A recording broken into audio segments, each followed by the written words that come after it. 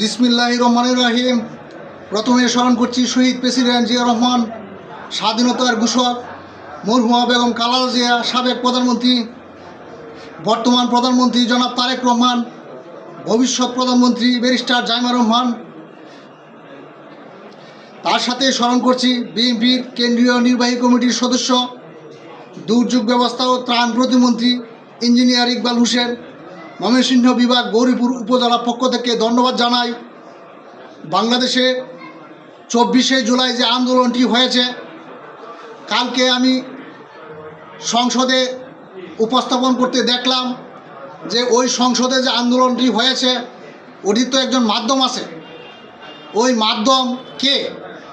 আমি মাননীয় স্বরাষ্ট্রমন্ত্রীর কাছে প্রশ্ন রাখলাম এবং বিরোধী দলীয় উপনেতা কাছে আমি প্রশ্ন রাখলাম যে 24শে আন্দোলনটি 4 তারিখ যে ভাষণ দেওয়া হয়েছিল, ওই ভাষণের পর রাত্রে গণভবন ঘেরাও করা হয়েছে, পরের দিন সকাল পর্যন্ত সকলে একত্রিত হয়েছে, কিন্তু এখানে একটু পাক রাখা হয়েছে। জুলাই যোদ্ধা যারা আছেন প্রত্যেকেরই অন্তর্ভুক্ত করেছেন এবং বিএনপির যারা যুদ্ধ করেছে প্রত্যেকেরই অন্তর্ভুক্ত করেছেন, কিন্তু এখানে একটি বিষয় রয়েছে, যে বিষয়টি হচ্ছে বাংলাদেশের জনগণ একত্রিত হয়েছে যে স্বাধীনতার ঘোষক হিসাবে 24শে আন্দোলনে সার্বভৌমত্ব রক্ষা করেছে, তার নামটি এখানে অন্তর্ভুক্ত করা হয়নি।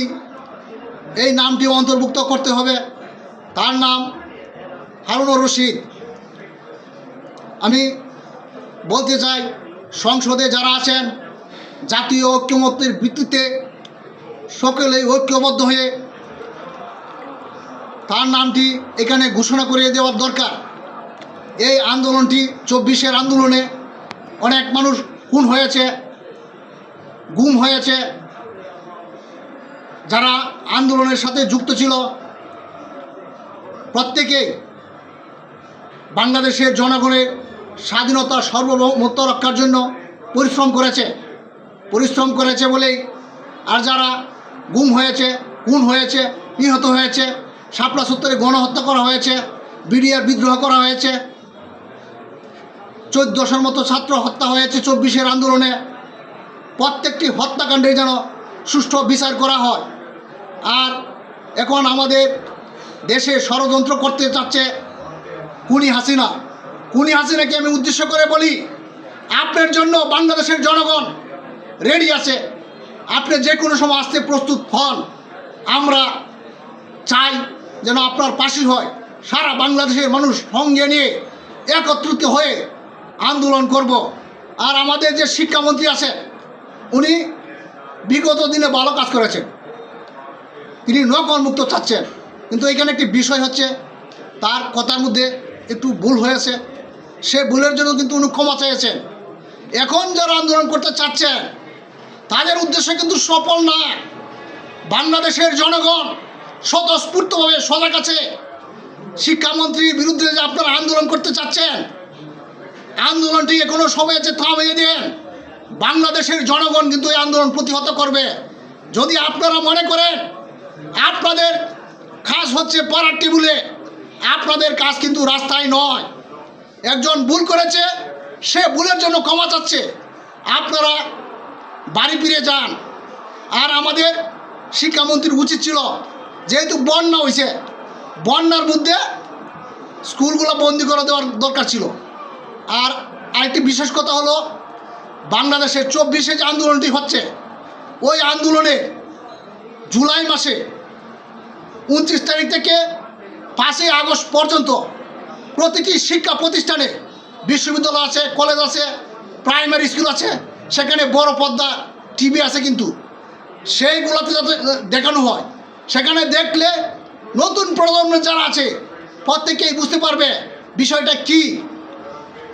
আমাদের যে আন্দোলনটা হয়েছে সেটি সকলেই যেন সম্পৃক্তভাবে ঐক্যবদ্ধ হয়ে দেখতে পারবে। স্কুলের ছাত্ররা নতুন প্রজন্ম যারা আছে তারাও শিখবে কেন খুনি হাসিনা পালিয়ে গেছে। খুনি হাসিনার পালিয়ে যাওয়ার অর্থ এই নয় যে সে দেশে আসে রাজত্ব করবে।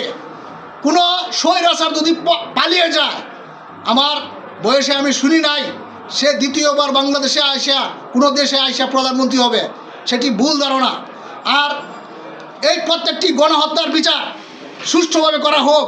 আমি মাননীয় প্রধানমন্ত্রীর কাছে আহ্বান করলাম, এই হত্যাকাণ্ড যে হয়েছে, হত্যাকাণ্ডে বিচারটি যদি সকলেই দৃষ্টি দিয়ে দেখে, তাহলে আর দল করার সাহস পাবে না।